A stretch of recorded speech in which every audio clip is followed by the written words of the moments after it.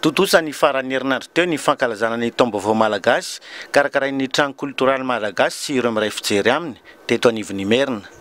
Niavaka noho ny fankalazana isan-taona izy ity noho izy nambara sy nankalazaina ny tsinam-bolana melohan'ny Paska izay nifanontona tao anatin'ny tsinam-bolan'ny Alotsy tamin'ity taona ity. Raha ny tsinam-bolan'ny Alamady no nambara ombenimbieny nandritra ny fankalazana ny Fandimby.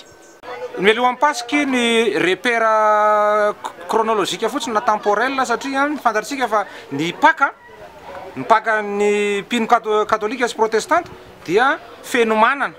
satria andro fenomanana no nitsanganan'ny tompo tsambanan'i Jesosy Kristy dia fenomanana no nankalazana ny Paka ary zay mampatonga azy mandroso mihemitra kely eo amin'ny volana mars avril eo koa dia nitsinanam-bolana talohany iny zany ao anatin'izay le izy repère iny fa ny repère tsotra indrindra dia le hoe ny éphéméride internationale dia milaza hatrany amin'ny 2700 efa fantatra amin'ny 2700 dia tsy fantatra alatsinainy na talata larobia amin'ny 12 alina izy iny no tsinana ny Alamady. Teny Ambotrabiby manokana vory-lanina ny mpankalaza tazana teo ny ireo fikambanana andriana mivondrona anatin'ny anteny Merina andriana Merina tarihan'ny Andriamben'ny Merina Raymond Ranjeva. Tazana teny ihany koa ny fianakavian'ny Prince Rina Telesphore izay nanohana manokana ity hetsika ity.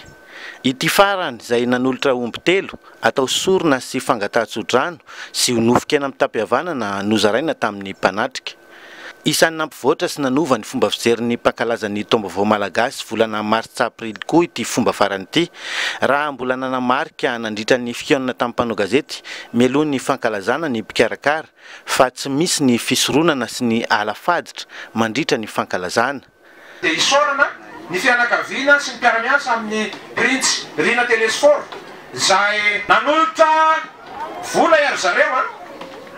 fa nanolotra ny omby izy satria fanamariana dia hoe tao anatin'izay 10 taona nakazana ny taom-baovao malagasy zay dia mbola tsy tanteraka ilay fomba tena maha-malagasy atsika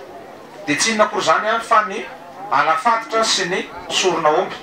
Ny fidiovana dia amin'ny endriny anankitelo ny ara-batana, ny ara-tsaina, ny ara-panahy ary indrindra koa izay hoe fankalazana ny fanahy masina zay. Itsika malagasy hatry ny efa elabe nanao an'izany fidiovana zany na ao anatin'ny Baiboly, any amin'ny Torah, any amin'ny Korany, ny bokin'ny Silamo dia milaza mazava izy fa tsy misy fidiovana raha tsy misy raha alatsaka. Zay ny antony nanapahan'ny taranaka Ambotrabiby sy ireo mpiaradia aminy tamin'ity taona taom-baovao malagasy 120 sy 1000 ity nanao nilay sorona omby zay fidiovana amin'ny alalan'ny raha satria hatramin'izay tsika nandrehatra afo tsy maty fidiovana ara-panahy amin'izao iny nanao fafiransika fidiovana ara-batana iny fa ilay tontolo feno ray mantolo mazanaka Andriamanitra antsika dia ny fidiovana amin'ny alalan'ny raha ihany. Nanao an'izany zanak'Israely, nanao an'izany ny mponina maro amin'izao tontolo izao malagasy manana ny fombany ary manana ny fanaony zay mampiavaka azy zany no tantarana teto Ambotrabiby tamin'ny andro antika heverina fa afatra lehibe dia ny hoe ny fidiovana no ahafahana miditra amin'ny hasina. Tsisy olona afaka manana hasina, tsisy olona afaka mitahiry hasina ary tsy misy olona afaka mampiasa ny hasina na mampitombo ny hasina ao aminy raha tsy manana vita ny fidiovana. Tonga namin'ny voninahitra lanonana ihany koa ny filohan'ny filan-kevitry ny fampihavanana malagasy Marc Alphonse.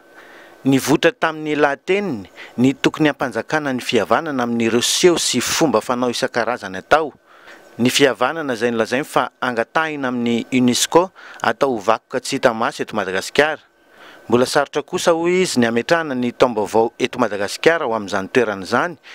noho ny samy gasy mbola tsy mifanaraka tsara amin'ny andro sy ny volana ankalazana izany. Taom-baovao malagasy anisany anankiray amin'ireo fankalazana maromaro. Zany hoe raha ny hita zany mbola tsy misy daty raikitra zany iarahany tsika samy malagasy ka ny ankaviana amin'izy io dia ny iarahantsika mikondo fampidinika mba tonga antsika hanana daty raikitra manainga an'ireo mpahay tantara satria miainga amin'ireo no maharitantsika tsara hoe zao ny daty marina fa tsy io daty io ndray no manjary ampiady ifandrotana sa malagasy. Misy daty ray tokony fanarahana ohatra ny zareo sinoa zao dia manana daty raitra fa anjarantsika samy malagasy ataoko angamba samy manana ny loharanony hoe tantara izy ireo dia izay no amporosihana nireo mpahay tantara hiaraka amin'ny fitahiry ny fomban-drazana mba hiarahantsika hijeran'izay datokana zay fa tsy mety kosa raha ohatra hoe samy hanana ny azy tritsika manana ny toninandro manana ny datinandro zay atsika malagasy ary izy io manana isa-paritra ka izay no aravona mba samy hoe ho an'ny malagasy ray tamin'izahay nanao an'ity tobokevitra mikasika ny hoe ny fampihavana pirenena dia atao kolotsaina tsy hita maso izy koa satria ny fampihavanana dia fitaovana anankiray na ahafahana andrindra ny fiarahamonina ary mampiray ny mpiarahamonina zay zany no tena hoe zava-dehibe foto-kevin-dehibe ao anatiny ka isiany sy hanamafisana an'izay filaminana zay sy ny fitoniana consolidation de la paix hoy zay vahiny ka raha ohatra misy an'izao kolotsaina amitsika zao dia anisany zavatra goavana izy zavatra zay fa tsy maintsy nasionaly aloha satria malagasy no tonga azy fa tsy hoe amina faritra anankiray fa iarahantsika malagasy zay ny fofona fa hoe na atsimo na avaratra na atsinana na andrefa na fofontany dia mampiray atsika izy zay ny tena zava-dehibe